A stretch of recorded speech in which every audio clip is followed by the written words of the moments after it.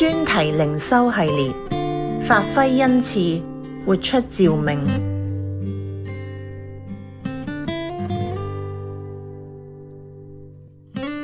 善用愛心設立界線。加拉太書6章2節：你們各人的重擔要互相擔當，如此就完全了基督的律法。當我成為基督徒之後，從聖經中睇到好多關於愛嘅教導，於是鞭策自己要做一個淺信於行嘅信徒。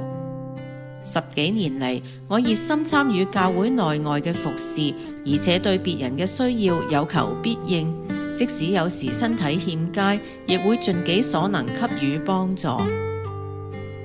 遺憾嘅係，我唔懂得俾自己設立心理界線，甚至對朋友一啲唔合理嘅要求，亦都難以啟齒話唔得。有段時間，我因為照顧患病親人同身兼多項義務工作，造成極大嘅壓力，導致身體出現問題。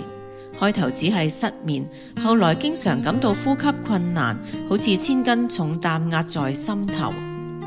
眼見情況越嚟越嚴重，我只好求醫問診，唯獨詳細檢查後卻揾唔到病因。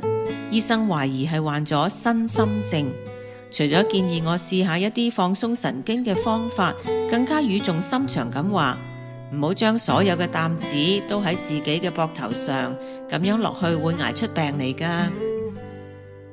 為咗咁樣，我重新檢視自己嘅生活，並接納個人能力有限。不過，當我拒絕別人或者嘗試話唔得嘅時候，內心會產生歉疚感。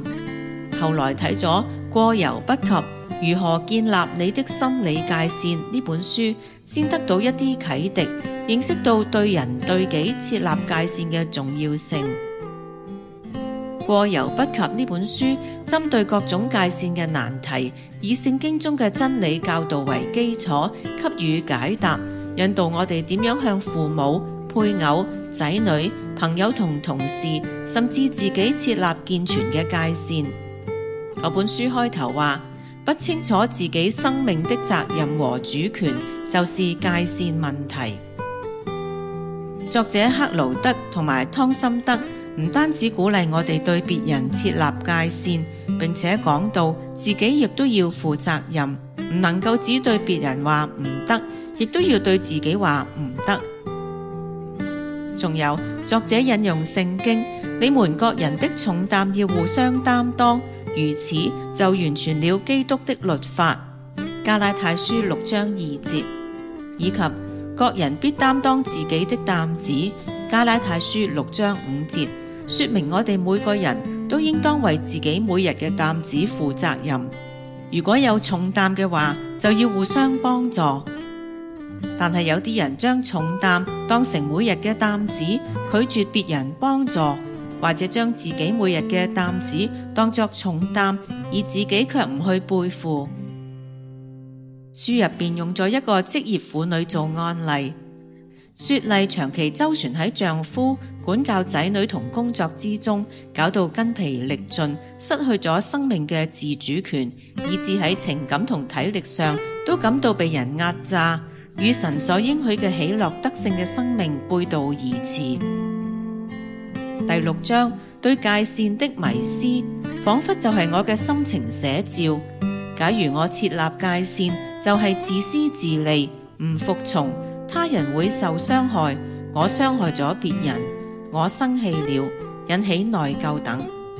但係克勞德同埋湯森德卻係話，對真正有需要嘅人，你亦需要設立界線。咁樣可能叫你傷心，但係你嘅能力有限，你需要適當地講唔得。呢本書亦都讓我反省對於界線嘅觀念。其實界線唔係要停止愛人，而係要睇自己有冇能力去愛。如果連自己都照顧唔好，邊有能力去照顧別人呢？